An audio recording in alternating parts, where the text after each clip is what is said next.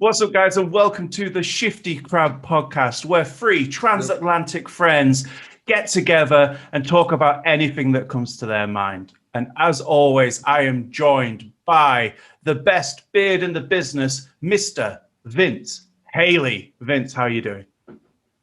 Doing great. It's Tuesday again for us. And that means podcast day. Best day of the week.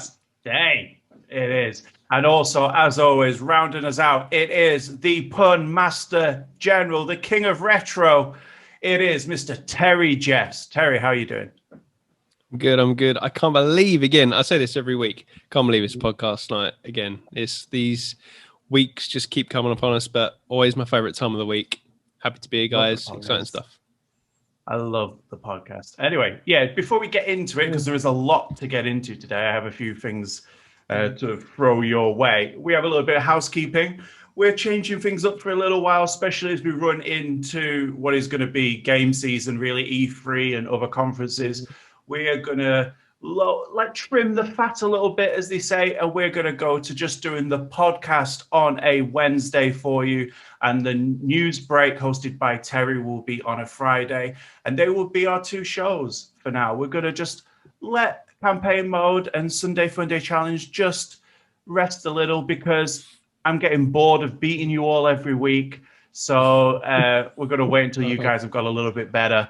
And then wait a minute, he just wants to hang the belt up undefeated. This is I see now. I see where this is going. He got that artwork of him with the belt. Now he has to and that's it. He just wants to encase it in glass, bulletproof glass. It can't be touched. No, the real reason is I can't afford to get the Shifty Crab belt. So I'll wait till I've got the money for that so we can actually have the same belt as in the picture. Mm-hmm. But so we are going to just leave those two alone for a little bit. But they are coming back, and they'll come back stronger a little bit down the line once we get past E3 and everything. Because it's going to get busy very soon, guys. It's going to get very, very busy. But we should start the podcast with what we always have started it with, which is, what have you been playing? And I'm going to go first today. I am going to go first because I have a lot to say. I have finished and rolled credit on Days Gone. Wow. I have finished and rolled credits on Days Gone. And let me tell you, probably one of the... This could go either way. Yeah. I don't know where this is going. No. Top 10 games that I have fully completed in the last 20 years. Whoa. Wow. Okay, I was not expecting that. It's a slow start, but when you get into that game and into the story in particular, it's fantastic. I absolutely loved almost every minute of it. It has issues. But there are issues that you can look past. Sometimes I was in a cutscene and the floor didn't load. Bit weird, but it's very, very rare. And it was only when the cutscenes were in one location. So as long as the cutscenes weren't there, it was fine. But the gameplay is great. The bike handling was really good, and the game just seemed a lot better than when I first played it. A lot of work got done. I know they released a ton of patches for that game, and it shows. The game is really good, and there's a really big twist in the epilogue, which I'm not going to spoil because a lot of people are working through it at the moment, which would have set up the second game really, really well. And I am gutted that there is not going to be a second Days Gone, because the story was fantastic. It had cliche moments, but the characters were really well written, I thought. And I thought it was really, really good. And I wasn't I was expecting to come out with it being a 6 or 7 out of 10. And the more the game went on, oh my God, it just ramped up. I don't think either of you played Days Gone, did you? No. So basic premise, if you don't know, is you after a zombie apocalypse, basically, the survivor camps, and you used to be part of a MC, I think it's Sons of Anarchy, and you've still got your patches on and stuff like that. There's 2 of you left, you and your best friend Boozer, and you drifters, so you go from camp to camp and do jobs for them. But as the story progresses, but Deacon's whole thing is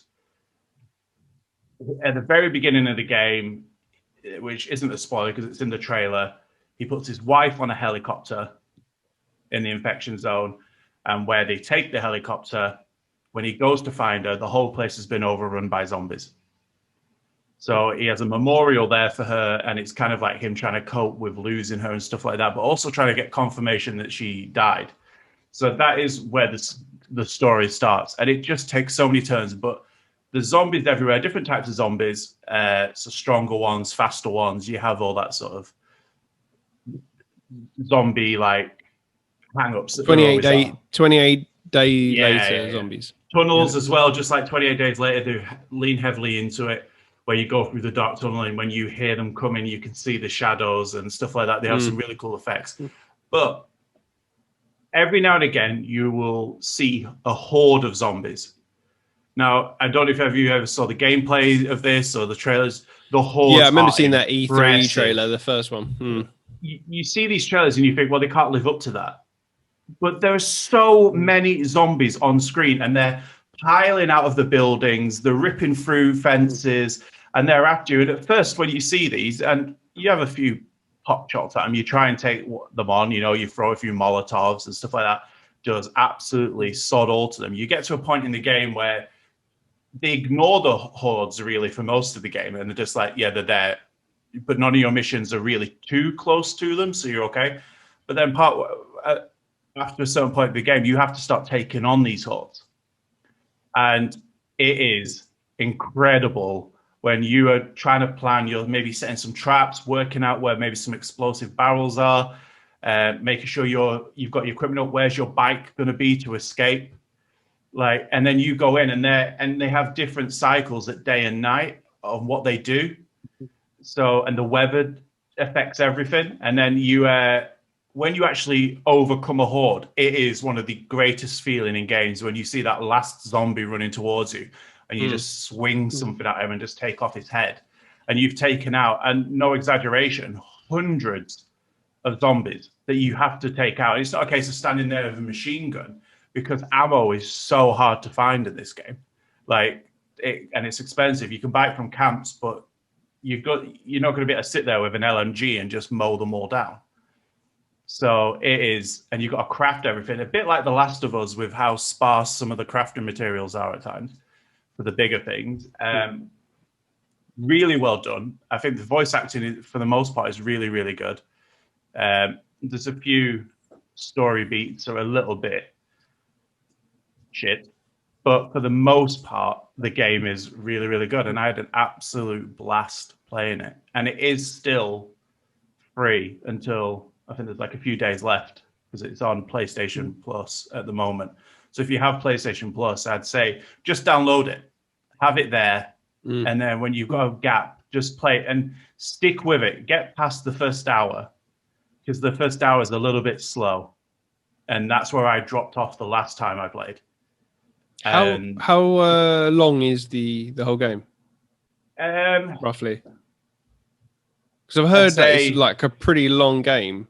About 30 hours, 40 hours to do it. I don't know for full completion. It's a long game. And when there's a point which I said to Vince before we recorded last week, I thought I was nearly done. And then it opened up a whole. Basically, I was about halfway through, a bit like The Last of Us Part 2. You think you're done, and then they open up this whole new area, and I mean area, and a whole new roster of characters that I thought were maybe just going to be one mission or something like that, one part of the game. No, they become main characters, and you're just oh, okay. And it's just a really good game. It's a really good game. It falls into some of the annoying patterns of some games where some of the stuff's a little bit repetitive at times. Does it play yeah, does it? I was going to say, does it play like a Ubisoft game? I know this is obviously Sony Bend and it's a different studio, but it has the Ubisoft vibes that I've elements. got from it. Yeah, the vibes that I've got from it is like when I've heard, because I've heard very mixed things with this game. Like people absolutely adore it, like yourself, and then some people were just like, yeah, just like wasn't great. But the vibe that I've got from it, from what I've seen, is that it's got that kind of Ubisoft kind of feeling where you're just kind of going around checkpoints, clearing areas, and that's it. Like, is it fun? Right. Well, no. In that sense, it's not like Ubisoft. It is fun, and I really enjoyed it. I really enjoyed the game and the different ways that you can approach things, and you feel stronger as you go on in the game. I really like that. The way I describe it is, in your mission list, you have different types of missions. You have your story missions, basically, which you don't know they're story missions for a while, and then they turn into story missions. But then you have like nests. So when you find a nest, it marks it on your map, and you've got to take out those nests. You can't fast travel unless you've cleared out the nests on the route that you want to go, and the marauder camps and stuff like this. So you've got to clear it's logical. You've got to clear the area so you can open up fast travel and you can open up safer travel. And then later on in the game, hordes become a thing that you've got to take out. But there's a lot of hordes. I think there's about 30 hordes in the game. And to take on a horde will take you, an average gamer who's not brilliant but not terrible like myself, I don't know, about 40 minutes to take out one horde, because they're big. And then if they get on top of you, you have that scene of them all just piling on you, and they don't always. You can't just train them. They won't all follow you straight away. They'll come around different sides of buildings and stuff like that, and they can climb up like World War Z style. So they take time, and that's on the map. And then, but you also have bounty hunting to do. You'll get calls from jobs. Supply runs aren't really a thing in this, so you're never really just going somewhere for the sake of going somewhere. There's a reason to go there. So it does that better than Ubisoft does. I would say, though, it has the Ubisoft element of the map has a lot to do on it, and you can pick herbs and flowers and stuff like that you can use for things. There's a lot of that. But it's like if Ubisoft made Last of Us, because it does some things really well, like Last of Us does. Like the suspense is really good, the cutscenes are great, the characters are really good, and the crafting is very similar to Last of Us. Like you use a can to make a silencer, and you'll know it from that. And you have a wheel, and you craft, and you get the materials. It's very like The Last of Us, but it has the open world style of like a Ubisoft game, and it is a really good looking game. Like, especially playing it on PS5, so it's obviously got a little bit more behind it, so the load screens aren't quite as bad as what they would be on a basic PS4, which is what I originally played on, which were bad. It runs really good. The bike is once you get used to it, it's really, really good. Like, feels like a bike. Your back end can slide out on you if you're not careful. The weather does affect it really well. Like you ride on snow and your wheels spin. You can't take off quite as quick. It's really, really good. I beg people to try and play it. Sorry, Vince, was you going to say something? No. You're saying how impressive the groups of zombies are. Yeah. How annoyed are you that this is not getting a PlayStation 5 sequel and what they could do with the tech? Like, and how many? Oh my god! I said this. I said I just wish they'd do the second one and do it on PlayStation 5, because if they can do this on the PS4, yeah, and it looks impressive. And what was really good is even in the Horde, you can notice the difference in the zombies, because you have paler ones which are faster and bigger, and then there's taller ones which are stronger. And as you find new zombie types, they kind of get added into the hordes. So, and then there's wild animals that attack you as well, like wolves, and they can get infected as well. So you might have an infected bear that will beat the shit out of you, and you have to try and get past it. And but the only thing that I didn't like, but it becomes an integral part of the game, is this thing's called newts, and that's basically children that are zombies. These are like toddler-sized children that hang on roofs and basically jump on you, and you have to kill them. But they scream like children. Like it's very, very jarring at first. But by the time you've killed about 1,000 of them, you're kind of past it. But it's a game that grew on me the more I played it, and once I started to care about the characters, and because there's some flashback scenes early on, and that kind of builds some of the story, like pre-zombie. The only thing that annoys me is they don't really explain how some people are zombies and how other people are not zombies, because it's not about being bitten. Never explained. Never explained. All we know is saving that for the sequel. Well, there's like I said, there's a big twist at the end, that which obviously I won't go into. That sets up, is purposely there to set up a sequel, like, and which I'll tell you off camera. But it's really good. This like reminds me of like the old 1886, which I played last year, I think it was, and a technical marvel, still holds up amazingly still to this day. It's like an early PS4 game. Really good story, and like I was invested in the characters, and pretty much was setting up the next game, but obviously due to low sales and mixed reaction, not getting one. Same thing. Same, like, it's just infuriating. It's like, oh, for God's sake, I just want to know they were setting up something really good here, and now it's never going to happen. But I don't know. I'm hoping that it will happen. Yeah, because like yourself, a lot of people are playing it since it's gone on PlayStation Plus. It's on the PlayStation, whatever they call it. I always forget, the collection on the PlayStation 5, isn't it? It's on there. So I think more people are getting around to discovering it now, and it might be one of those things where over time it's going to have enough of a following and people ask for it. I hope so. So. I really do want a sequel to this.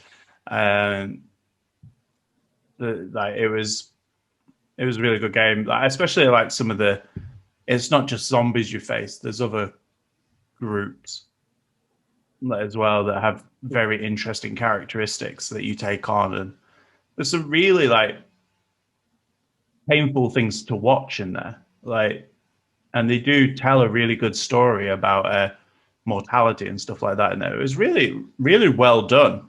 Better than I thought it was going to be, because I'd played an hour, hadn't really liked it, and read the reviews and thought, okay, maybe this game isn't for me. But then I'm so glad that I stuck with it, and there's a moment where it kind of clicks, and I'm like, okay, no, this is something. They have something here. So anyway, this isn't the Days Gone podcast, so I'm gonna move on. Vince, what have you been playing? Not a whole lot. Do it. Pass it to Terry first. I got something interesting I want to talk about that might divulge into something else. Okay, all right, Terry. I know what you've been playing, but you want to tell people what you've been playing? Yeah. So first of all, what I've been watching. So Mortal Kombat, huh? Yeah. So did you see it, Vince? I did. What did you think? I've not seen it yet. I liked it. I mean, it's not the best movie in the world, but to say it's probably the best video game movie, probably not bad, right? It's pretty good. It's fan servicey as hell, but it's so good. It's so good. I love it. Mario? Better than Mario Bros? Oh god! Oh my god! Harry watched that the other day just by choice. Just put it on, and he was like, his face. He was so disappointed afterwards. Just like, oh no, it's not good, is it? That's not an easy film to watch as an adult. Never mind as a child. Yeah. It's a strange film that should be left in the 80s. But no, I was, as mentioned before, big Mortal Kombat fan. I loved the original film when it came out in the 90s. So I just wanted something with that energy, but something new.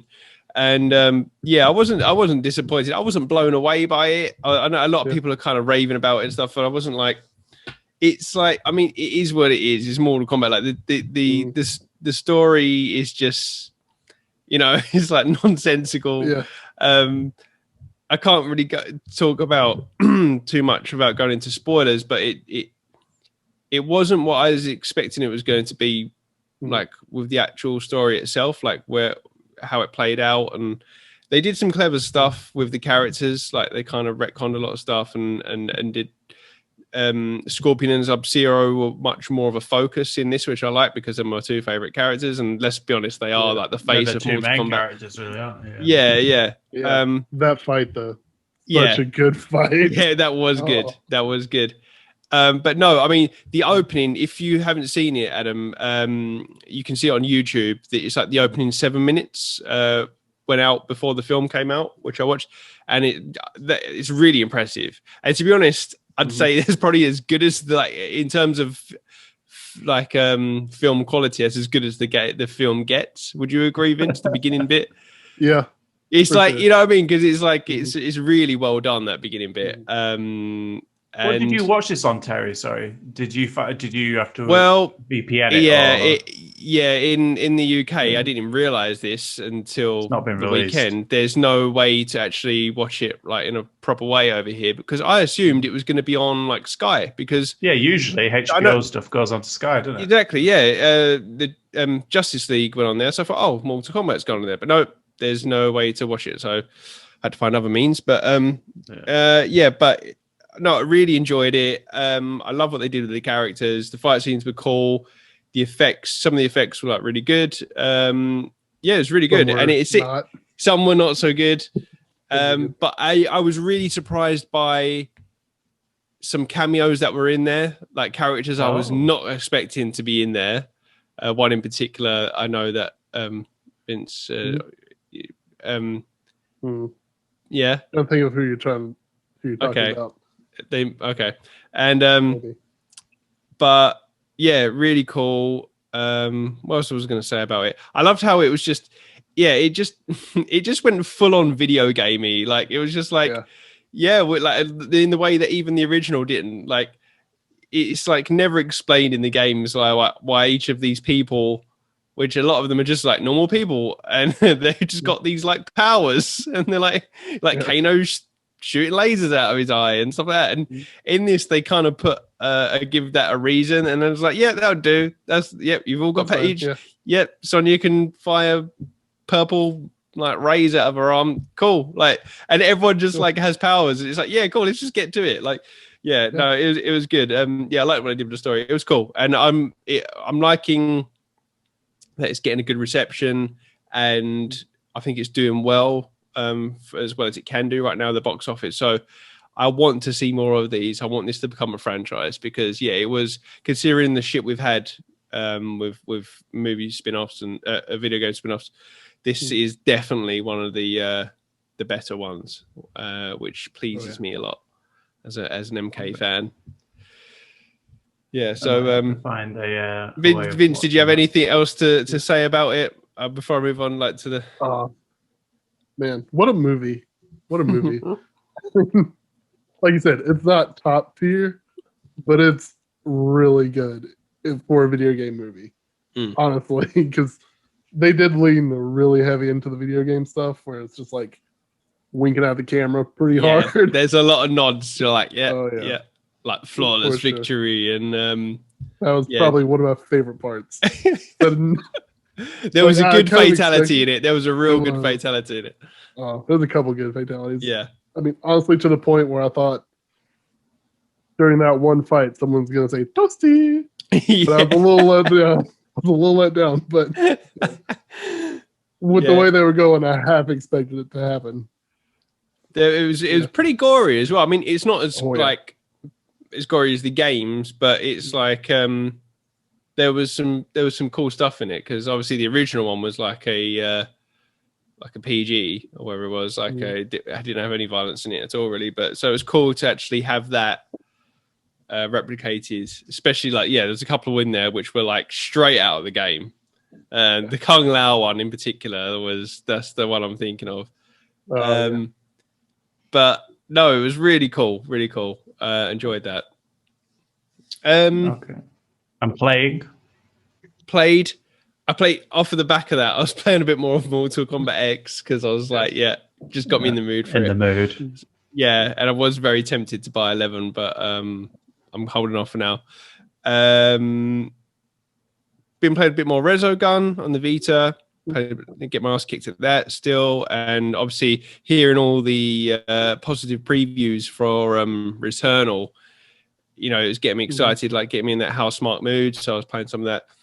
And the other thing I started playing, so I get this like thing every, I'd say year or 2 years, where I just get like the urge for Final Fantasy. I need Final Fantasy in my life, and I know I'm playing Final Fantasy 14, but I'm taking a little break from that, and I've always kind of got that in the background on the go. But I always get the urge to go back to one of the older games, and sometimes I'll fire up, might be like 7 or 9, or I go to my kind of go-tos, and sometimes I'll maybe play like 10 hours of one, and that's it, or I might play through one to the end. But I was getting the urge to play again, and I think it was because I was going through all the games on the Vita store when the closure was like impending. I was thinking, what I've got to get, and there was a lot of Final Fantasy titles on there, and I realized I already had the original Final Fantasy on the Vita, which is a PSP game. So I decided to fire that up, and I'm about 3 or 4 hours into that now, and so basically. And what I decided I'm going to do is, rather than just kind of, because I've played in some form all of the mainline Final Fantasy games. I haven't played them all through to completion. Got quite a few of them through to completion. Some of them I've only played like a few hours of. And I've always in the back of my mind thinking I really want to just play them all through, like just do 1 to 15 and what will be 16 soon. So I've decided now, instead of going to random ones all the time, I'm going to play through them all in order. And that doesn't mean I'm going to like play all 15 games within a year or 2 years. It means that I'm just going to slowly work my way through them over time. So I thought, you know what? Yeah, let's start with one. And I've completed one before.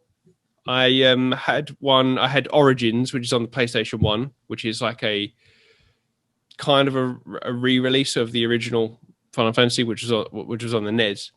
This version is the PSP version, which came out in, I don't know, wherever it was, 2006.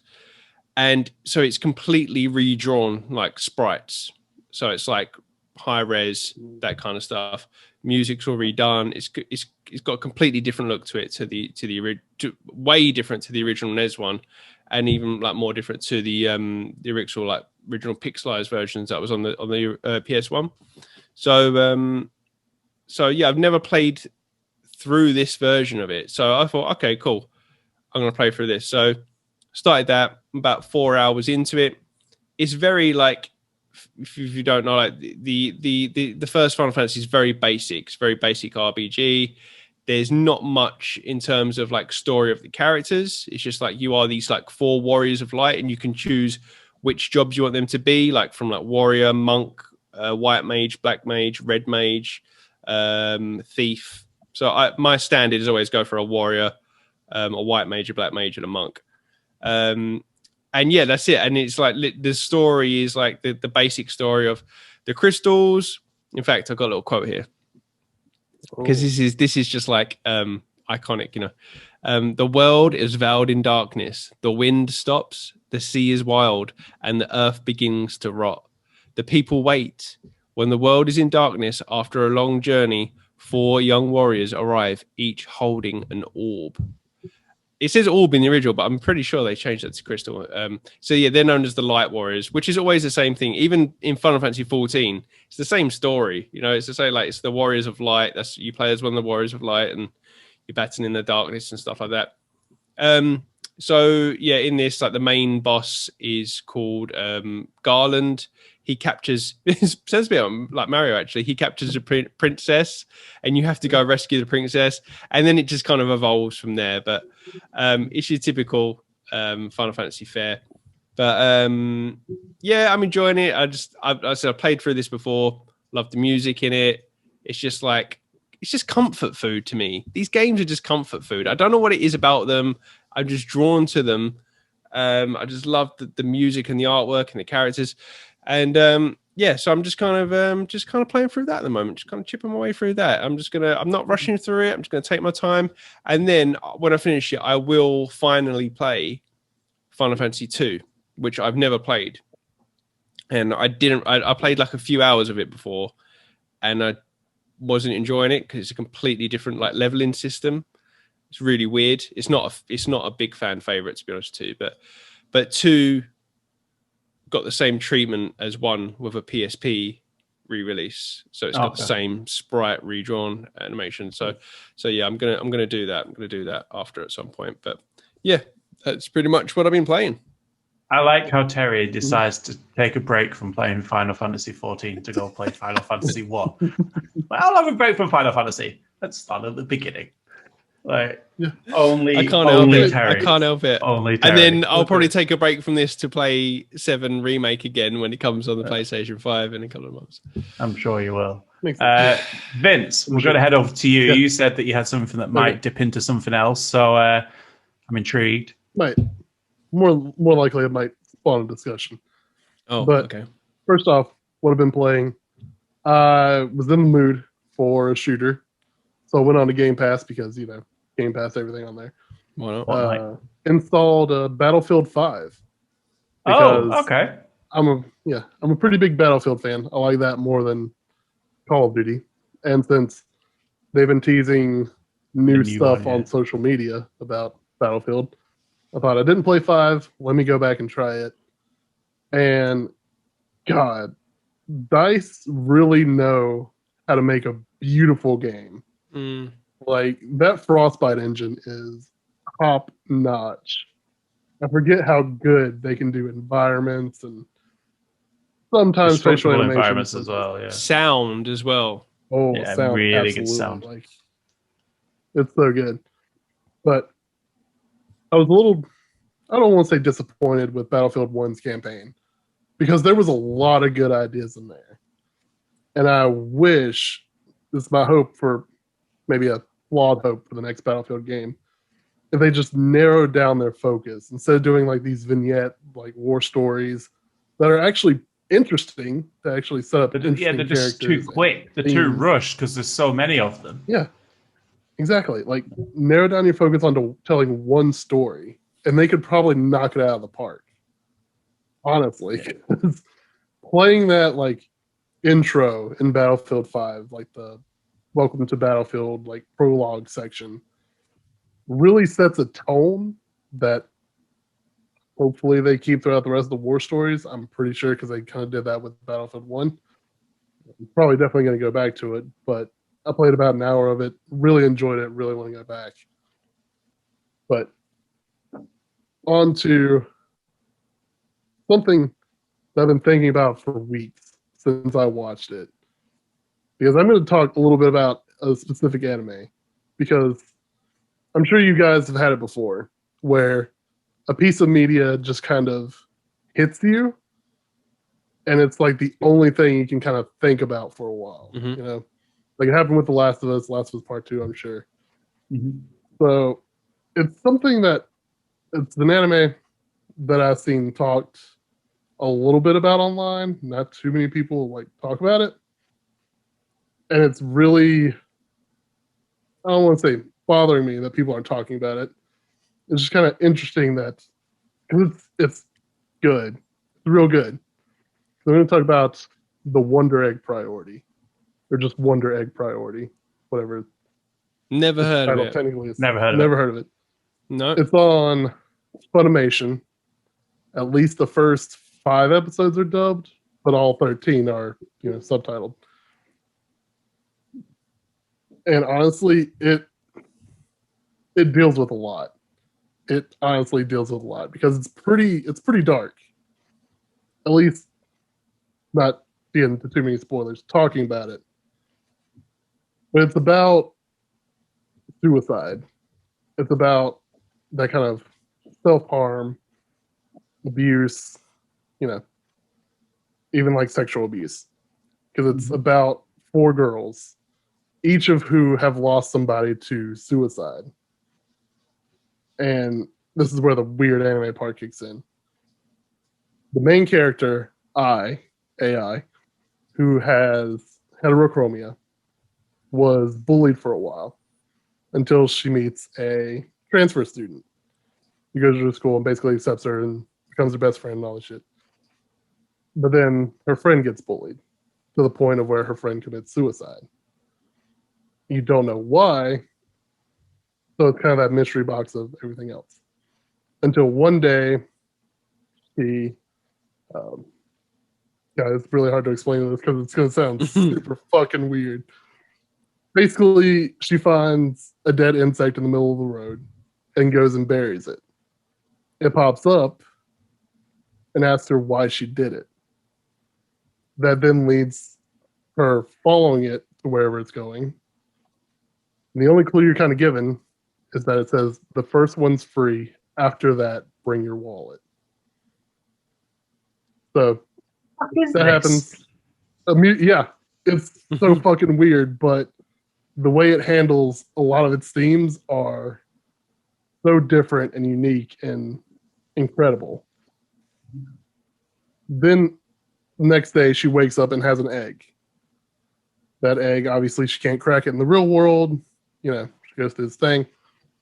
She goes to sleep with the egg. She wakes up in a dream. And in this dream, it's very complex because a lot of shit happens. Basically, a piece of toilet paper shouts at her for trying to get her to crack the egg. So she cracks the egg, and inside there's a girl. Adam, can you just Google this to make sure that Vince isn't stoned? Because No. Yeah, like we know are this you on your actually back exists. medication again, Vince? No. This is the real thing, okay? So her job is then to protect the girl in the egg. Because at some point, the girl was bullied and committed suicide.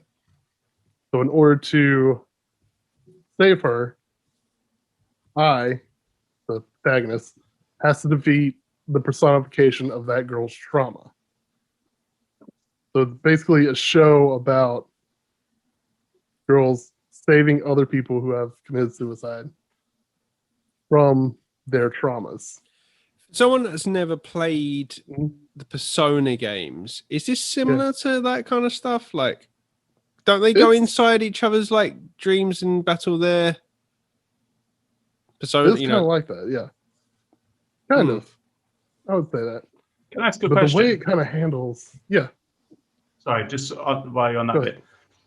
And you might have explained it, I'm just not following. They go... Oh, it's hard to follow. So, I goes into saves the girls who have committed suicide by being their like manifestation of their trauma. But how does that save them? Do they come back to life? Are they just at peace? What do they mean by save them? It's actually pretty complicated because you assume they are at it's peace. Complicated because so far it's a breeze. Yeah. Oh, don't worry, it gets a bit more complex than that because they do move on. They get the opportunity to move on. Okay. They're at peace. They're no longer dealing with their trauma, etc. The catch is also that if she saves enough people, then she can save her friend that committed suicide. That's kind of the catch. But where it kind of digs deeper into it is the people who are telling her that, she can save her friend, but then at what cost? Does she come back to life? The only information you're given is that it will save her friend. and the characters, each individual ones who have a person they are wanting to save, take it to mean that it brings them back to life. Mm. The main mystery surrounding it being why I's friend killed herself. Because you get little glimpses and flashbacks here and there of things that might have happened, things that you're kind of unsure on. But really, what kind of stuck with me about this anime and why I'm going back over it in my head, trying to not really piece it together because it gives you a lot of the pieces. Especially episode 11 just flips everything on its head. It's wild. Cool. Man, it's wild because, not to spoil too much of it, because I would absolutely recommend watching this because I don't know if I can. It may sound complicated. It may sound complicated explaining it, but watching it, you'll get more out of it. Have the creators done like anything else that we might know, or? It was done by Cloverworks Animation. It's an original animation. It's not like adapted from anything. Right. Okay. But they've done a lot. I mean, even if you Google Cloverworks, there's a lot that I like from them. It's like Rascal Does Not Dream, Horimiya. I'm gonna Google Cloverworks because I've know never seen a traditional anime. I don't think a traditional anime. Wow. I don't think I've ever seen something that you would class as anime. Have you read any like manga or anime or anything like that? No, it's just never appealed to me. I think I know one that Adam and I can't really speak too much about it because I've yet to even finish it, but it's just a work of genius, and that is Death Note. Death Note is great, and I've heard great things about Death Note. Yeah, that is, I think, a good entry. Would you agree, Vince? A good entry point, I think, because it's just so clever. It's so cleverly written, and it's just such a great idea. I take it the premise behind. Yeah, it's such a cleverly written thing. But I haven't actually finished it because I've got the books. I think there's 6. Yeah, like I've got the black books, which are like I've got the first. Here? Oh, are they up there? Oh yeah.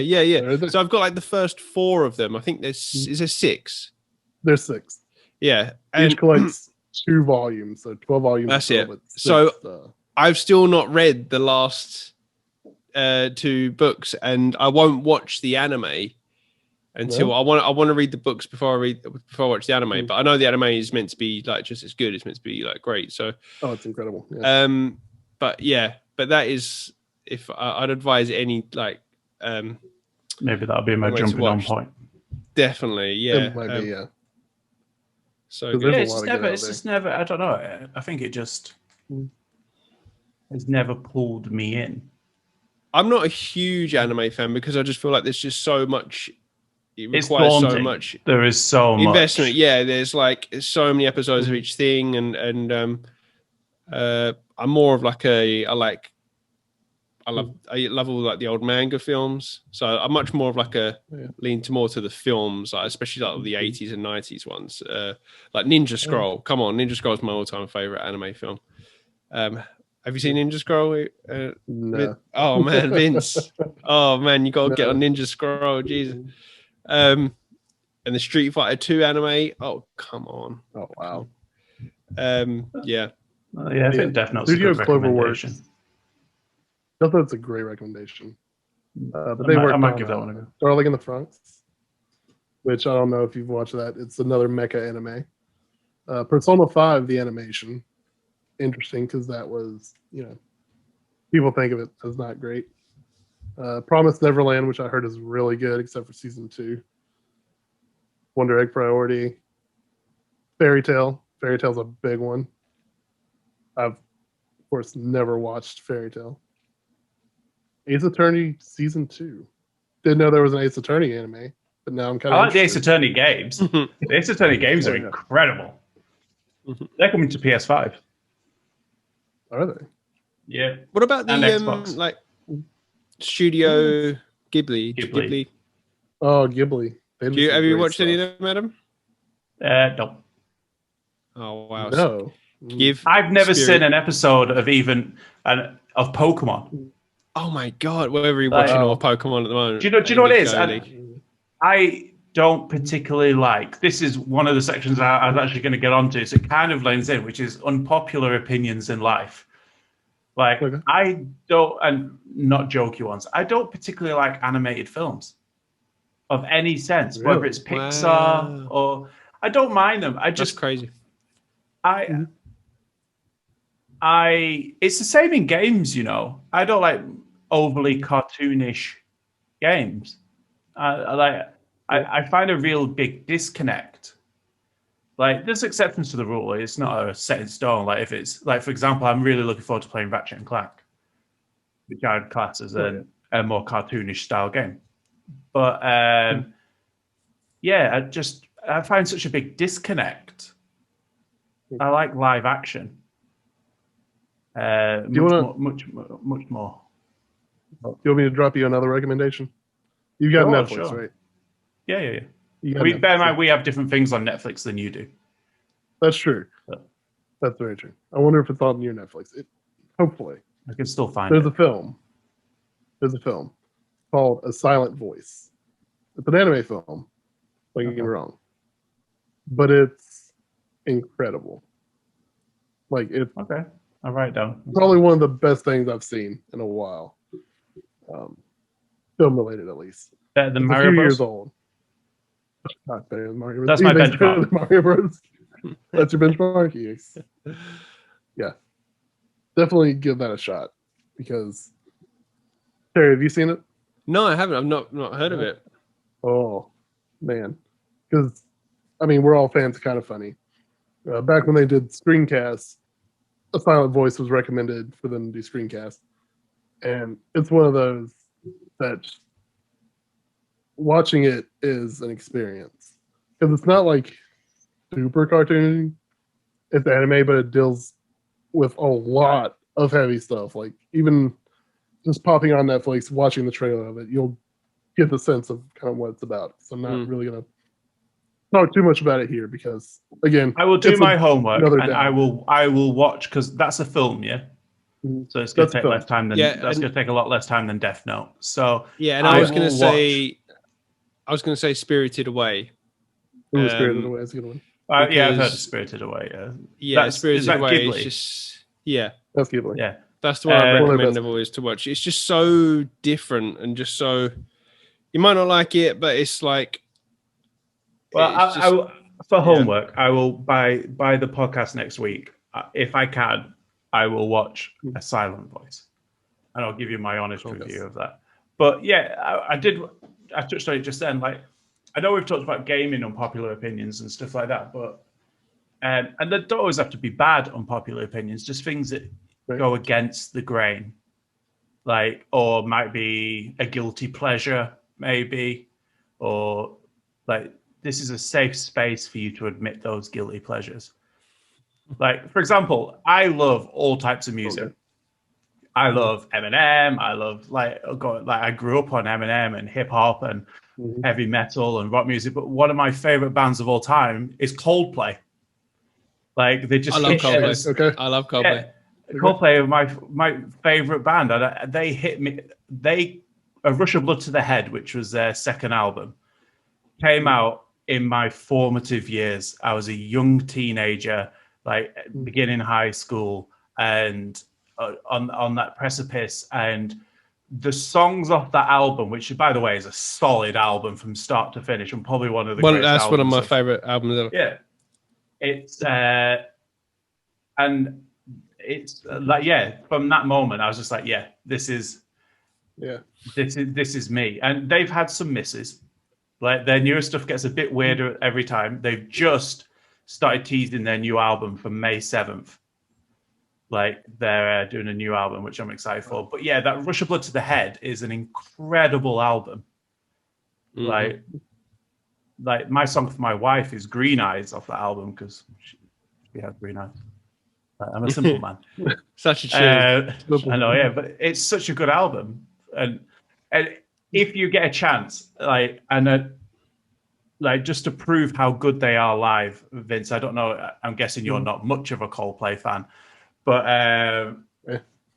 like, really listen to, and it's on iTunes, Spotify, everything. Go to Live at Sydney 2003 and listen to Politic. Listen to the open with Politic, and listen to how fucking hard they go. They don't. I tell you what, right? Coldplay ballads, but they go for it. Yeah. I'm absolutely spot on. Like the same with this. Like that album came out during my like formative years, and that one particular. I mean, I love Parachutes, but Rush of Blood to the Head. That is such a good album, and I have these memories.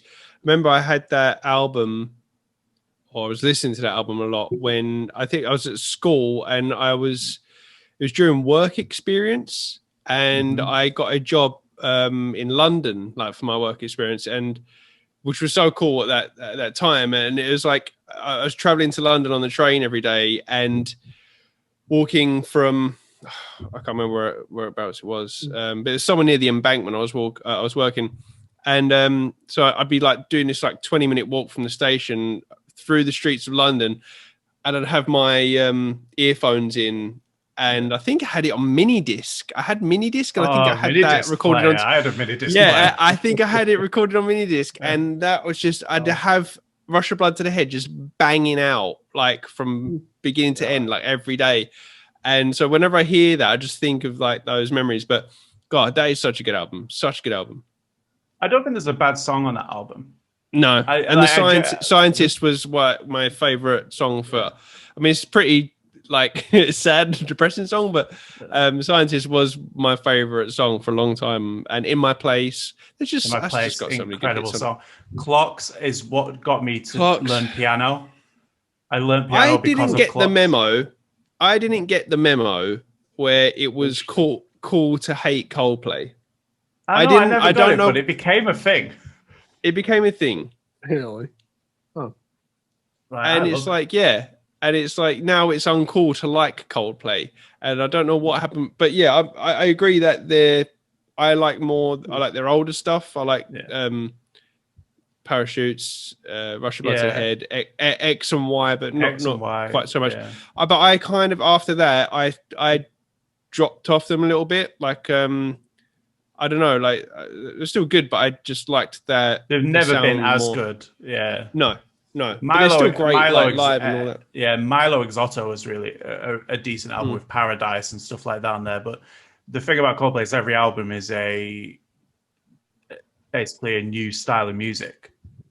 Like they do a whole new style of music. So what they have done since Rush of Blood to the Head, X and Y was their biggest flop, and they rested on their laurels. There's a really good documentary on Amazon. I don't know if you saw it, Terry. The Coldplay documentary on there is so good. And basically, when X and Y was being released, there was kind of a lot of infighting in the band, and they weren't really paying attention to it. And then he came out and did Viva La Vida and Death and All of His Friends, and which has like obviously some of the biggest songs that they released, like Viva La Vida, for example. Like which was a massive hit for them and kind of pushed them straight back to the top. And then every album from there has been a whole new style of music for them. That documentary though is absolutely amazing. That they, for whatever reason, when they first founded the band, they had someone along with them the whole time with a video camera. So literally just like the whole of their journey has been captured. The whole thing, like it's such an incredible documentary. The documentary, is literally just like whatever they say, it's like 20 years in the making or whatever it is. It's crazy. It's like the kind of stuff that most bands would never even dream of capturing, all of that, but they did it even back then. Like we're talking about like mid-90s. They like got loads of footage and so cool. So cool. Yeah, they've got like Chris Martin joking in the field saying, "This is our first gig, but in 20 years we'll be the biggest band in the world." They're just kids, like it's incredible. But anyway, that's enough about Coldplay. But that's the sort of thing that I mean, like these unpopular opinions that shouldn't be unpopular. That would be one of mine. Safe space. Vince, do you have a unpopular opinion or a guilty pleasure or guilty pleasure? Let's get back in anime again. I like romance anime. I'm gonna say it. I'm just gonna come out and say frowned it. upon? Is that a I mean, you talk to an anime fan, you're like, what's awesome, what's a great anime to watch? And typically you're gonna get like Attack on Titan, Naruto, Demon Slayer, yada yada yada, My Hero Academia. And I'm just gonna say it. Demon Slayer was okay. Like, it didn't blow me away. It's not the best show I've ever seen. It's okay. Same with My Hero. I made it like 2.5 seasons into My Hero Academia, and that was enough for me.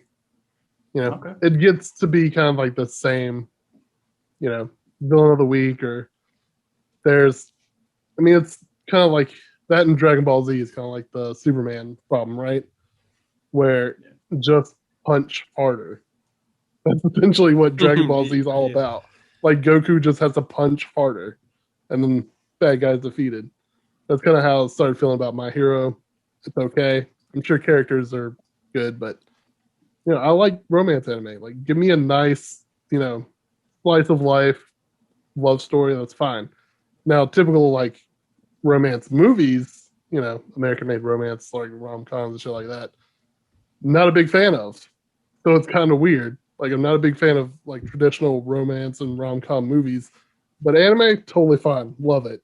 Inject it into my veins. It's okay. Wild. Okay. Weird. Bit weird. It's nothing. Hey, you like what you like. Yeah. And I do, before we go to you, Terry, like, I know we brought Coldplay, but I'm still going to pull you in for one. I saw something that you put on Twitter, and I just want to say 100% agree, and was another album that really changed my life, which is A Grand Don't Come for Free by The Streets. Oh, man. Is that's like around the same time. Stellar album. Like, that's album is a work of art. Like, it really is. It really is. Considering that album has Fit But Don't You Know It on it, which is a terrible song, really. But there's so many good songs. Do you know The on Streets? No idea. No. The Streets. It's hard to explain The Streets. Yeah, okay. I feel like The Streets is just one of those things. It's just not going to translate. Like, I don't think, like, as an American, you can sit listen to it and really like understand what's going on. It's so, it's hard to explain like what they even are. It's kind of like, how would you explain The Streets? It's not rap, is it? It's just it's storytelling with a hip hop beat, basically. I'd say, like, it's storytelling. It's like poetry, basically. Yeah, the guy. Every song is like a story. Yeah, the guy Mike Skinner. He's he's a music producer, but he's kind of like a MC of some sort. But he writes all his own lyrics and stuff. And it's like they came out in the, I guess the early 2000s. Yeah. Early noughties, and it's just like kind of the life of a young guy like living in like a council estate in London and everything that goes with that, and just life in general. But a grand Don't Come for Free was the second album, and it was like a concept album, so it literally just told this story like throughout the whole album. And I love albums like that. And it's just so good. It's such a good album. Some amazing songs on it. Like, and the biggest song out of the whole album that came from it is Dry Your Eyes, Mate. And that is if you listen to that song, you are listening to peak like 2004 or something like that. I don't know what it was. It was about as popular. And I know you had it over there. I can't remember who sang it. Was it Eamon or something sang I Don't Want You Back? Do you remember that song? Well, they came out about the same time. One of these is superior. Like, and then what was the one? Was it Lights Are Blinding My Eyes? What was that one? Is that what it was called? Oh, Blinded by the Lights. Blinded by the Lights. Yeah, that's probably one of my favorite songs. Like, off that album, I think that's an incredible song. There's some great ones on there. But so we're giving you some musical homework. Well, keeping keeping it on the music, in terms of guilty pleasures, I was like throughout school, I was a huge Limp Bizkit fan. I'm talking I love it. Chocolate starfish. Chocolate starfish and the hot dog flavored water. One of my favorite albums. I'm not gonna apologize. Although weirdly, probably my least favorite song on the album was Rolling, which was the most popular one. That's what everyone like loved, and I just didn't like that one that much. But anyway, I probably my favorite. Yeah, I loved My Way. Like I can't remember at what point I really got. I think it was when that album dropped. No, I can't remember. Oh no, I know what it was. It was when Take a Look Around came out. That was the one. That was the track I loved. That was the one for Mission Impossible 2. Is the only good thing about Mission Impossible 2. Absolute atrocity of a film. Yeah. And then I went back and got the first two albums, and I think it was $3 Bill Yo, and second album was what was the name of the second album? I can't think of it, but there's one that had Nookie on it and break stuff. And anyway, yeah. I always like Where's Borland, the guitarist. I always thought he looked really cool. Like he had always had that like face paint and spiky hair and like contact lenses in. But yeah, I really like Limp Bizkit like back in the day. But now obviously like the funny thing is the second album. Significant Other, yeah, great album. And then they kind of dropped off after the fourth album because Wes Borland left and they replaced the guitarist, and yeah, they went a bit like, I don't know, they lost their way. But it's funny because when I was really into Limp Bizkit, and then when Linkin Park first came out, because this was at that, they called it new metal back then, didn't they? Like if a band had a DJ in it, it was called new metal. Like, when Linkin Park came out with One Step Closer, I was like, who the hell are these guys? Like they're just trying to be like Limp Bizkit, you know what I mean? They're just like copying them. and then Paper Cut came out, and I was like, okay, I like this. This is pretty cool. and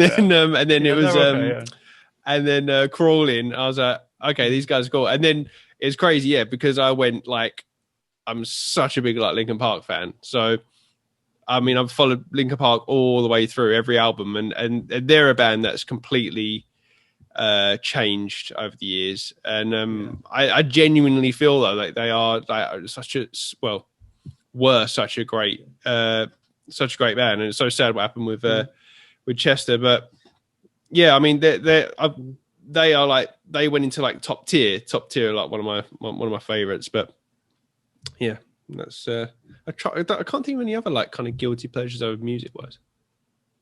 Yeah, I think the other bands that you can't really class as guilty pleasures. Huge fan of the Foo Fighters, and that's not a guilty pleasure. That's just facts. No, yeah.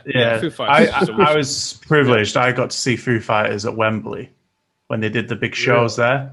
Like, and I know it's a bit of a cliche because they have so many more interesting songs, but Best of You is my favorite song by them. Just one of those things where you are in life when that song comes out, and seeing him do that in the rain in Wembley, like, was an unbelievable experience. One of the best gigs I've ever been to.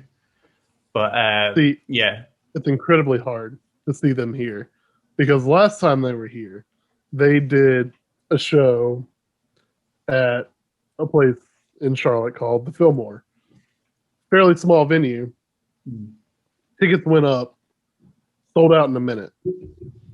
Like, just about as soon as they went up. So it's one of the bands I absolutely want to see live. Like, they were really, really at any point. Yeah. Because I think my favorite song is Everlong. But not just, Everlong, but the acoustic version. The acoustic version. Yeah. So good. Such Dave Grohl is such a good performer as well. Like, he's got to be like one of the most talented musicians in the world. It's just unbelievable. Yeah. Like, not only like, he can just do so much. Like, even like so much. Like as a drummer, like Queens of Stone Age and Queens of Stone Age, like like Songs for the Deaf. That's like one of my favorite albums, and yeah, I mean, oh man, it's just he just does so much good stuff. Talented I've never motherfucker. seen him live though. He really is. Oh I've never seen him yeah, live. I'd love to see him live. it was up there. I saw them. They were really good live. I saw Fleetwood Mac. They were really good live. Yeah, just a great gig to be honest. And then I've seen Coldplay a few times. I tell you who was really good to see live: Mumford and Sons. They're the one band I really do want to see live. Sorry, I've not seen them. Mumford and Sons. I'd like to see him. Yeah, just because of the energy that they bring. Their music's quite similar in the sense of it's quite poignant. But yeah, you haven't said who's like. We've talked about bands that we really like and a really big part of our lives. But Vince, you didn't really mention what's like a band or a singer that has just been a big part of your life for the longest time. Oh, for the longest time? Well, just something that's been with you since you were younger and stayed with you. That's going to be a hard one because a lot of my music taste has changed over the last few years. I think the biggest probably influence on probably my musical tastes from my childhood to even to now. Spice Girls? I'll put on a song and just, just like absolutely love it would be Zeppelin. Zeppelin. Big Zeppelin fan. Yeah. Big Zeppelin fan. From early on in my childhood, first listening to, God, I don't even remember the first Zeppelin song I've ever heard. Obviously, Stairway, Rock and Roll, Hot Dog, even. Like, that's a jam. Cashmere, everything like Immigrant Song. Immigrant Song. That's a great gym song, by the way. Music. Yeah. Zeppelin's been with me for a long time, and it's every time I throw on my like Spotify shuffle and a Zeppelin song comes on, I just have to stop and just listen to it. Because you throw on your like songs and put all your songs on shuffle and you end up skipping a few that you're not really feeling. But every time a Zeppelin song plays, I just have to stop right there and just listen to the whole thing. If we went on a road trip, what a weird eclectic mix of music it would be. We'd go from Foo Fighters to Coldplay to Limp Bizkit to Led Zeppelin to The Streets. Like it's gonna go some places. That'd be an epic. Oh, it could go some places. It could go some places. Some good music to a bunch of recommendations. Slipknot, not so much Manson anymore, but Rob Zombie. No, he's had a few problems, hasn't he? He's had a lot of problems. Korn, absolutely. They're a hell of a band to see live too. Like if you've not seen Korn live, it's an experience. Freak on a Leash is such a tune and such what a great good video. A really funny like little segue, not chord, but I'm not religious in any way. I'm not against religion, nothing like that. Just not a religious person. And growing up, not growing up, I was about 2005, so I just finished high school. I was getting ready for sixth form. My best friend at the time, Lee, we had the same music taste, pretty much everything. And he introduced me to a band which had been around a while by this point, but Creed, okay? And I did not know they were a religious band, and I didn't work it out for ages, even though all of their songs like With Arms Wide Open, My Sacrifice, and I'd just be singing these songs, like blaring it out, and then my friend was like, "Oh, these are a religious band," and I was just like, "There's bands that just talk about religion," and it's just like, boom, and then the whole list of all of these artists, and going through it, I was just like, "Oh my god, I am oblivious to anything religious." I was just listening to these songs with his ridiculously unique voice, and the songs don't hold up great, but at the time, I used to belt them out in karaoke. I used to love it. But I do want to get to something, but I've got a couple more things to do. I just kind of want to segue a little bit. I had a message off a friend who has been watching the podcast and said we're doing really well, so that's nice. But he wanted a recommendation on a game. So he asked me, and I says, "Well, I'd put it to you guys on the podcast." So this is my friend Sean, and he said he's looking for a story-based game that has local co-op that he can play with his brother, because his brother's living with him at the moment. So he wants it to be more story-based. He doesn't want anything that is competitive. So it's do we? And it can be on any platform. I think he's covered on Xbox or PlayStation. I think is what he's got. So. So when you say story based, like you're not looking for like FPS or anything like that, just kind of. Yeah, I think some of this got more heavily focused on story, which is I think difficult with local co-op. But my first thought would be if they had, but you'd need two consoles. Oh, you could do it split screen, can't you? What's it called? A Way Out. Mm-hmm. Oh yeah. But I don't know if that's split screen or is that. You have to have two. It's split screen. Yeah, because it's like split screen all the time. Yeah, even if you're playing like online, I'm pretty sure A Way Out's couch co-op. I'm gonna Google it just to make sure because the way it's set up is that it's always the split screen, no matter who's playing, whether you're playing online, you're playing by yourself. Right? Yeah. That's what I thought. Yeah. Whatever. Way Out. Okay, go up. Thank you, Google. That's a tricky one, though. Yeah, it says split screen mode. With either a friend online or from your couch. Yeah. Okay, so there's one option, and they've got their new one. It Takes Two as well, haven't they? That's their new game that's supposed to be quite good. But I've heard that's really good. Yeah. What do you guys think? Have you guys got any other recommendations for that? I know I'm putting you on the spot a little bit here. I mean, you know me. I would say Gears. I was going to say Halo, but it depends on how much story you get out of both. I mean, I'll enjoy the story from Gears, not so much Halo anymore. But they're there. I mean, it's more about like co-op shooting things mostly, but man, story-based games that are local co-op is pretty hard. Yeah, I think it's a difficult one. My mind always goes to like, local co-op games. Yeah, Borderlands, Halo, Gears, obviously. Portal 2, again, not really story-based. Left 4 Dead, not really story-based. Well, all kind of like couch co-op games. Yeah. Well, we'll say A Way Out for now, right? And then if we think of anything else, we'll say. But I think there's a gap in the market. Oh yeah, for sure. No, it's a difficult one to do though with story-based game because you need bits. You need to be on point for bits. But I do like maybe Unravel 2. Unravel 2. Yeah. That's co-op. A little bit is loose on story, but it is. Yeah. There is a story there, I guess. Yeah. I mean, Gears 5 does have a unique story experience tied to it, especially in co-op.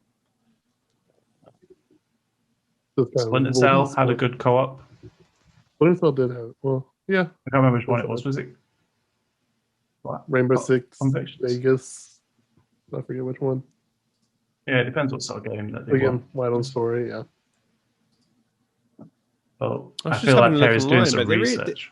There really isn't anything. There isn't. Yeah. Gap in the market, guys. Let's make a Shifty Crab games company and we'll make a local co-op story, guys. Yeah. I would love to have the money to just make a game. Yeah. Go on, Vince, there's a game I've downloaded that's supposed to be like a story-based RPG from Game Pass called Haven. But I don't know how I haven't played it yet, but I don't know how story-based it is. It generally revolves around a couple though, so I don't know how. That one is quite heavily story-based, but is that couch co-op, that one as well? Haven is supposed to be. It was listed on Game Pass as like a local co-op game. Yeah. Okay. Interesting. I'd tell you what I just downloaded, just to go a little bit off topic, was it's part of EA Play, because I never played any of them, was Dragon Age Inquisition. Ooh. Yeah, The story behind that, I got that for free from EA. Did you? BioWare, actually, yeah. It's They probably had all a it's contest worth. like years ago on Twitter. I still have the DM from BioWare, yeah.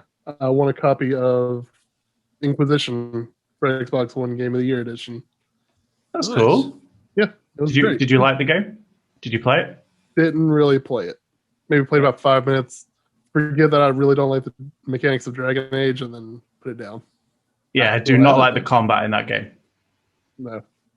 Like, I played 40 minutes so far, and I left it alone. I was like, maybe not yet. And it's showing its age as well. Oh, I'm sure. Like, the 2014, I think that game. 2015, I think that game. 2014, that game came out. So 6 years old, and it didn't look great when it came out. So yeah, I've got one last thing for us to do, and this is from a game that I got a few years back, actually, a board game called Moral Dilemmas. Okay. So it's got kind of like would you rathers in there, and then occasionally there's like a moral dilemma, like would you do this? But this is the repercussions of it. So I'll start with some easy like the ones. trolley situation, right? A bit like the trolley situation, yeah, I guess. Like, are you familiar with the trolley situation, Terry? No, what's that? So, like, think of a train, and the train is going to split into 2 tracks. Now, you can choose which track the train goes down. On one side, there might be 100 elderly people, all in their late 90s. And on the other side, there are 10 young teenagers. Which way do you send the trolley, the train? This is kill? Like that. Yeah. Do you remember that Kind of Funny episode where they're talking about the car AI, the self-driving cars? Yeah, remember this? I loosely remember it. Yeah, it's that kind of thing. Yeah, like because they have to program these AIs to like make these choices. Yeah. Because if it's going to crash. Terrifying. Yeah. It has to like choose what way it's going to go. Yeah, like, and it could be going that way or that way. So, but yeah, I mean, obviously, you we'll plow start with through the one. elderly, right? I was going to say, yeah, you probably have to say they've had their time, right? Yeah. Come on, throw them all over as original and let them have one last suck before they before they go. And if you miss one, just quickly like, we'll spin around, and then Exactly, yeah. So that's kind of like the moral dilemma side of it. But we're going to start with one of the would you rathers, which is would you rather everything tastes salty or everything tastes sweet?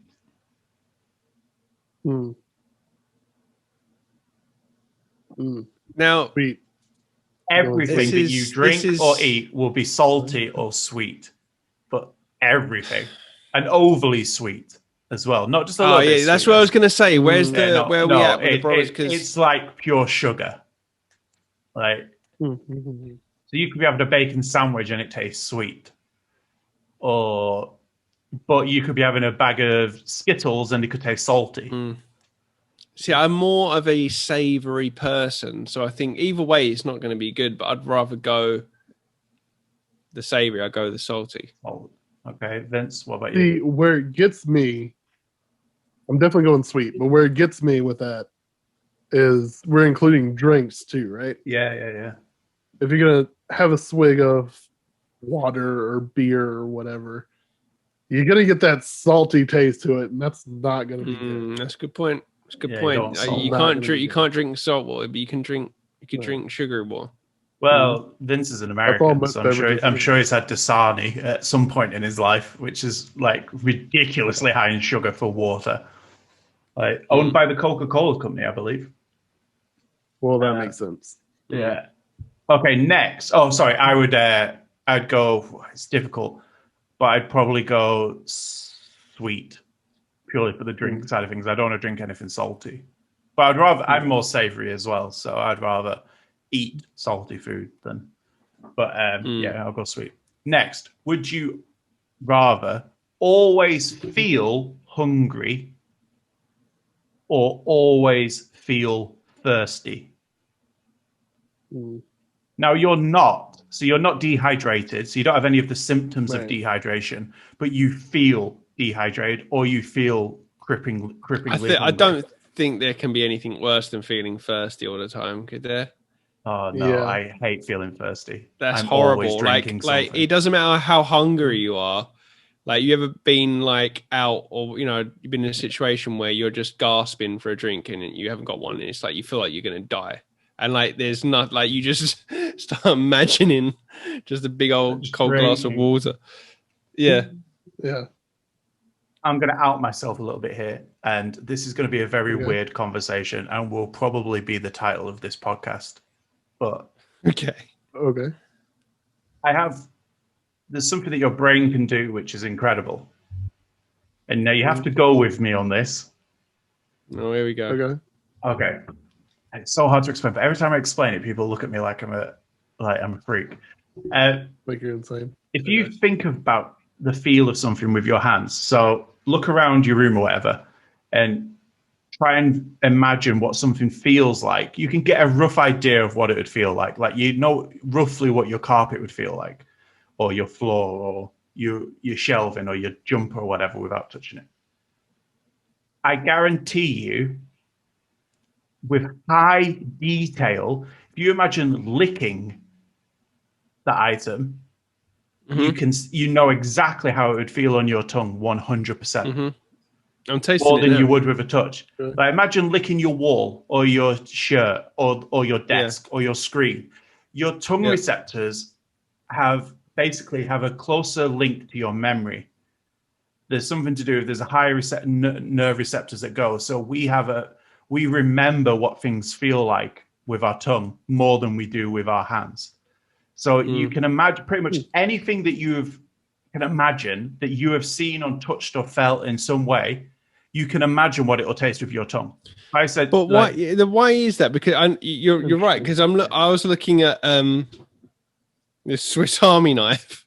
Yeah, right? You can imagine what that would be to taste. And now touch. all I can taste is metal, right? Yeah. But why does my tongue know that? When have I been licking a Swiss Army knife?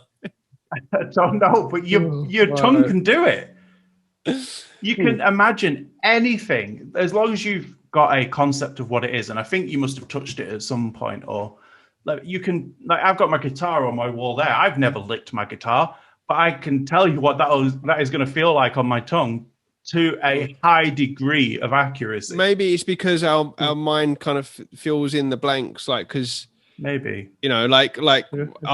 everyone's tasted metal at some point, so that I'm just associating with that, and I'm sure, with the guitar, whether it's the wood or the strings, like you've had something like that.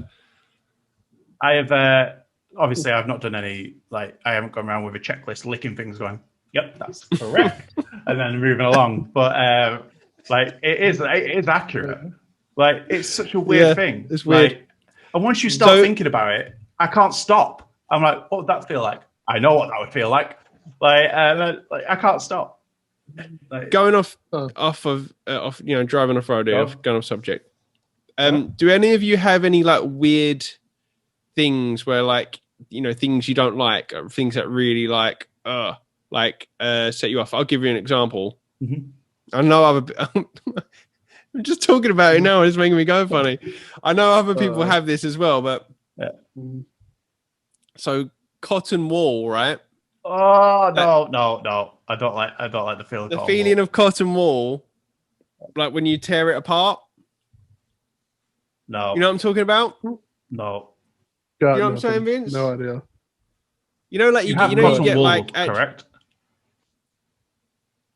Say that word again. Cotton wool, like so. The cotton.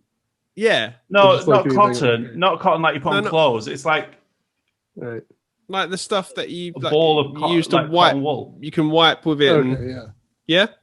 What would you call that? Yeah.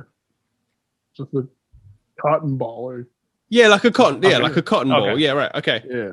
So like a cotton ball, the feeling of it I just don't like anyway. But the feeling when you tear it apart, it makes like that scrunch and it's like a scrunchy, squeaky thing. It makes my teeth go like so bad, and I can't even My wife winds me up where she'll just like do it in front of me. I can't even. Yeah, it's weird. It's weird. So that's just one thing. No. I have a weird one, and it's very specific, and I think it is back to licking things. If my dog licks my clothing, like doesn't matter if the dog licks me, but if the dog licks like my trousers or something, because I know what that would feel like, and I'm like, I can't. Yeah. I have to push him away. He can lick my face, my arms, I don't care. But if he licks my clothing, I'm like, no, get away. Can't do it. Hate it. That's one. Polystyrene. I'm not a huge fan of taking polystyrene out of boxes. Like when you get that scrapey sound. That sounds terrible. Yeah, not a huge fan of it. But Vince, what have you got? Mine would be, this is going to be a real specific down to the detail, but coins scraping together. Not like your typical like jingling a bag of coins, but like taking two coins and kind of like rubbing them against each other or like hitting them against each other. I've never heard of that one. Yeah. No. I get the same reaction Terry does. Like I can feel it in my teeth. Everything is awful. I hate it. That or like any kind of like metal scraping together. Like if you like run a knife along a plate, hate that. What an awful noise. No. Yeah. No. Well, I feel like in a loose way, I have something called misophonia. Like, I really, really get annoyed if I can hear someone chewing or breathing. Oh, okay. Really, it just instantly pisses me off. Like, not even a bit where I'm just annoyed by it. If I can hear someone eating, like if they eat really, really loudly, I'm like, shut the fuck up. Like what are you? And what are you? An animal? Like I can't stand it. Like apparently it's a thing called misophonia, which is having selective sound sensitivity. So it might be the same for the coins. Oh, there goes my camera. Certain sounds just trigger you and really annoy you straight away. Like, and I think loud eating's probably one for me. I don't like that. But yeah, no, cotton wool's a bad one. Don't know why. That's the only one I can really think. I don't know. Eyes, anything to. I can't put contacts in. Like I don't need glasses, but from my acting background, I had to have like different eye colors for the role, and I couldn't do it because I can't put contacts in. I can't have things near my eyes. Even when I go to the opticians and they blow that stupid air into your eyes. Yeah. Like everyone else sits down like this and they just wait, and I'm like as far back as I can, just trying to like try not. I know what you mean. No, I hate anything like to do with eye touching, like putting drops in or anything like that. Like, I don't think I'd be able to put contacts in. So that Dead Space 2 scene probably really bugged the shit out of you. Oh my god, yeah, that was horrible. Where the thing, like, when the needle just goes in, horrible. Yeah. Another thing that I never thought I was bad with, like, I can deal with people being sick, but we took my dog to the woods nearby, and he ate half a rabbit. Like, he ran into a bush and came out with a dead rabbit in his mouth that he hadn't caught, but it must have been there a while because it was not good. Like, and he's wolfing it down as we're trying to get near him to take him away. And we're in the car on the way back, and he's just looking at me panting in the back of the car, stops panting, and I'm on about Exorcist-style projectile vomits all over the back of the car. Nope. Obviously, he's a dog, so he wants to eat his vomit. And he's throwing up rabbit. Like, so I'm in the front. My wife's driving. I'm holding the dog's head as he's projectile vomiting. Like, I'm now gagging, and it's one of the few times in my life that I'm gagging. So the windows are up, like, and so he's like throwing up everywhere, like the Exorcist. I'm holding his head away from me. I'm gagging in the front. I'm telling Kay to put the windows down, and she's just sat there, just driving along, going indicate and like not putting the windows down. I'm in the front, going paler and paler, just going put the window down. The smell is rising. Like I'm sweating. I can feel myself just about to be sick, and she's just like just driving along, not putting the windows down. And I'm just like, I thought I was going to black out. And from that moment, I can smell it, and it's just, I think it's changed my life. I think I've been scarred. Yeah. I'm not good with the smell sick. Can't do it. Like, I will be sick. How did you deal with having kids with, like, I'm guessing you got to throw up on you at times and stuff like that? No, luckily, I don't even want to jinx it. Touch wood, right? We obviously babies are babies, and like you get the puke and stuff, but that's not really like sick. You know what I mean? Like it's like milk and shit and stuff like that. But the kids, like they're both not. And I know that's a lot of parents struggle with, like the kids just being sick everywhere. They've like never done it. Like literally, I think once or twice, like where they were like ill, and it was like just kind of water when they woke up, you know, like in bed, but never had that kind of being sick. And coming from me, that's something I did quite often as a kid, even growing up, like drinking. Like I am not good with like drinking a lot of alcohol. Whenever I've been out, like on a night out, it normally ends with me being sick, like because it just my stomach just gets to a point where it's like nope, and it just comes back up. And but no, we've been very, very lucky of not having to deal with that, because I don't know how I'm going to deal with that, to be honest with you, because I'm not good with it, because it does set me off. It's like, have you seen Four Christmases? Vince Vaughn and Reese that scene. Probably, yeah. And Reese Witherspoon. That scene when the baby's sick and he's just like, that is me. That is me. 100%. Have you had a day like where both of your children are sick at the same time? Like, no. That must be like Armageddon. If you have more than one child and horrible. they both decide to be, maybe both get food poisoning or something because of eating the same thing. I know people that have got the same age children. They've like been sick in their car and stuff like that, and not had any of that. Thank God. I have. If it's going to happen now, you're just going to hear now, just like, Dad. Oh God. Like, oh no. Like, well, at least you're lucky you haven't had that. I guess. Yeah. Right. I had it. My dog projectile vomiting from the back of the car. I think it has triggered something though. I'm worried now because I can feel it now, and even now I can feel myself getting warmer thinking about it, because it was just dripping all over me, and it was bad. Mm-hmm. It was a horror film in the back of the car. I'm not good, right? So I can watch the goriest films there is, you know, like doesn't bother me at all.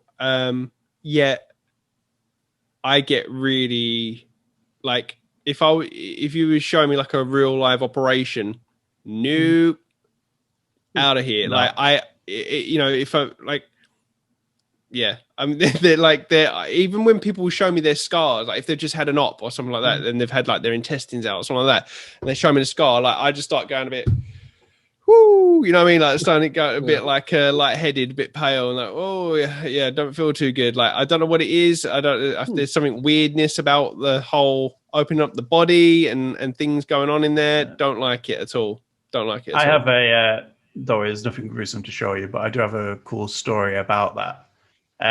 I have, you can probably see it a little bit here, a tiny scar on my forehead here, and then there's one in my eyebrow.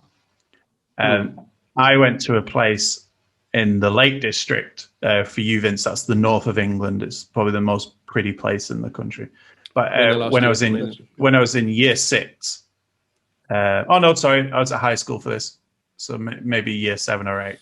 So I was about 13, and we did something called outdoor education, outdoor ed. So we got taken rock climbing to do some abseiling and rock climbing. And the guy must have been about 18 who was doing my harness and stuff like that, and clearly wasn't paying attention. So you know the carabiner that you put on when you're on your harness, so you're on the rope and you're good to go. He put the carabiner on, but it got caught it didn't go through the hoop. It was on the strap itself. So it hadn't gone all the way through like this. It was like this. And he kind of wasn't paying attention. I started climbing. And what I was climbing is a vertical with a slight overhang. So not a major overhang, but a slight overhang going up. And I get there and he says, okay, lean, let go and grab. Because my arm wasn't quite long enough to reach the thing. So I leaned and I let go. And obviously the rope just went. And I fell. Jesus. And I wasn't stupidly high. I was about, I don't know, a house. Like one of our style houses, I'd say, Terry, like just, two down, whatever. But I hit the wall and scraped down the wall and managed to slow myself. So it put like all at the side of my face a bit. It was all a bit bloody and a bit. So they called my family, and I think it was my grandma who came because I had to go to hospital. But they didn't call an ambulance. They called my grandma to take me. So, and she was trying to scrub the blood off and clean my face up a little bit, to get the gravel out and stuff like that and the moss before I went to the hospital. And every time she was doing it, I felt like I was going to pass out. It was agonizing pain. And I'm like, you're just pushing a bit too hard. So I go to the hospital and they give me like a tetanus jab and stuff like that. And she says, oh, could you get the blood off his face? And she said, that's not blood, that's his flesh. And it had taken the whole layer of skin off here. And then when I smiled, you could see between the ligaments, you could see my jawbone, my cheekbone. Jesus. All the way through here. Two-Face. Yeah, kind of. Like just down, it was like a thin strip down here. But where the rock had hit, which was here, if it had been there, I'd have lost my eye. Yeah. And did it all you said you got like a scar, but did it all heal up fine? Yeah, just I've got a tiny scar, which you can see more in the summer because it doesn't tan. And in my eyebrow, 2 little scars. I'm quite lucky that I just heal quite well from Wolverine. Well, I wish. But I had a rugby stud go through my kneecap. But there's barely a scar there, and I had surgery. For scarring, I'm pretty good. I crack and creak and limp, but I look like I've not hurt, so that's the good thing. But that was probably the most gruesome. Like, apart from when I broke my rib, and when you looked at my chest, you could see where it was broken. There's a lump where it was. That was weird. But but I'm the same. If I see his surgery in the film, I'll be like, "Ooh, okay." But if someone shows me in real life, sorry, go on. No, I'm pretty much done. I was just gonna say, when George was born, my wife had a planned cesarean because he was breech, so she had to have it done. So it was booked in on the day and blah blah blah. And I was in the room while it was being done, but I don't know if you guys know how this works and that, but they put like a kind of big kind of, obviously they inject it with the drugs, but they put like a big kind of cover like one side to like a divider, like kind of the waist. And this is so funny because she's about to have a cesarean, right? She's about to have this baby cut out of her. And obviously I'm, trying to make sure she's okay, she's fine and everything like that. But when we go into the, whatever they call it, the theater bit, and the doctor's talking to us, I'm sitting down and I can just feel the color just rushing away from me. I'm just going white completely. And I'm feeling lightheaded about what's about to take place. And then when it's happening, I'm just obviously I'm sitting up with her and I'm sitting by her head and talking to her and completely not facing that way. But I know full well what's going on and I'm hearing what's going on. And I'm getting there's smells of things of what's going on. And I'm just I'm not dealing with this very well. I'm just and I think while this is happening, I think she's almost consoling me. Because Because I remember she was saying like it feels really weird because she was like numb from like the waist down. She said like the sensation felt like someone was doing the washing up inside of her. You know what I mean? Inside of her stomach. Yeah, she could just feel things moving around. That's the description. She could feel things moving around, and I'm just like, no, I don't like the sound of that at all. And yeah, I just that whole experience. And whenever we even talk about that, I start going lightheaded again. Just can't deal with it. I don't like that. The way that was described, I do not like that. No. Yeah.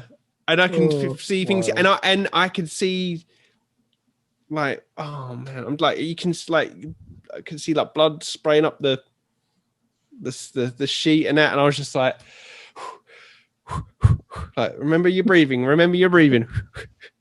Yeah. So a question about that: could she not feel anything then, apart from like the sensation? There's no pain whatsoever because they give you that strong of drugs. No, yeah, I mean they literally open you up, and yeah, but you're awake. Yeah, she's awake, just sitting there, like just talking to me, kind of thing. Crazy. Yeah, they don't put you to sleep. They can't, like no, so. It's yeah, weird, but it's not fun at all. Not fun. Yeah, but I'm not good with that kind. And I know a lot of people, they'll be standing down the other end and they'll be watching that. Because I know that's a very should be locked up magical moment to see the baby come out, but I could not see that bit. Like I was just, yeah. What was it Danny Dyer said about childbirth? Watching it is like watching your favorite pub burn down.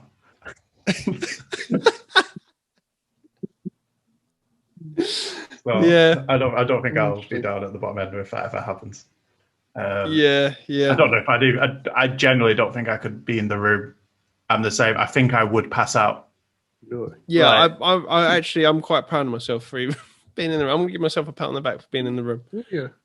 I'll just look through a window at a distance and just thumbs up. Like, yeah. Yeah. Oh.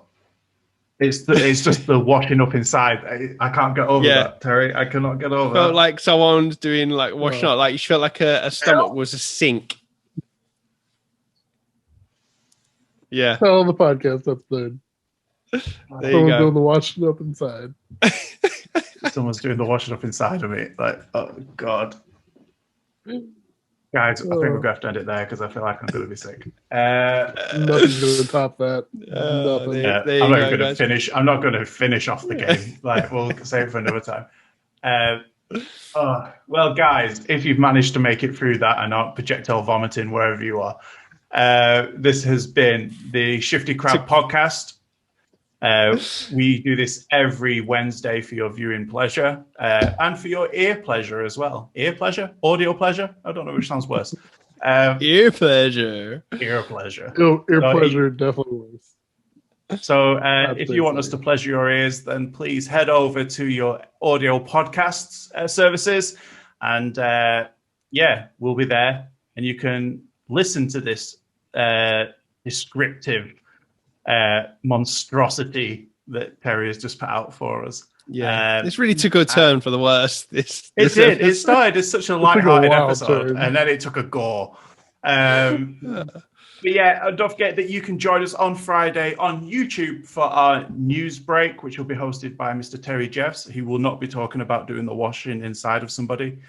He will be giving you all that sweet, sweet gaming news for that gaming fix that you have. And yeah, back with us next Wednesday for the podcast. If you have any comments about this, don't forget to write them below, or you can find us on Twitter at CrabShifty. But I have been your host, Adam, and I have been joined by the best beard in the business, the beard of war, Mr. Terry Jeffs, that's wrong, Mr. Vince Haley. Always a pleasure, never a chore. You know, usually I'm hungry after these podcasts. Yeah, I'm not hungry today. Guys, we made it through a whole episode, pretty much, without talking about fast food. Look at us. Wow.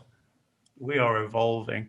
And the Pun Master General, the Retro King, the washing up inside of you, it is Mr. Terry Jeffs. Thank you, Terry.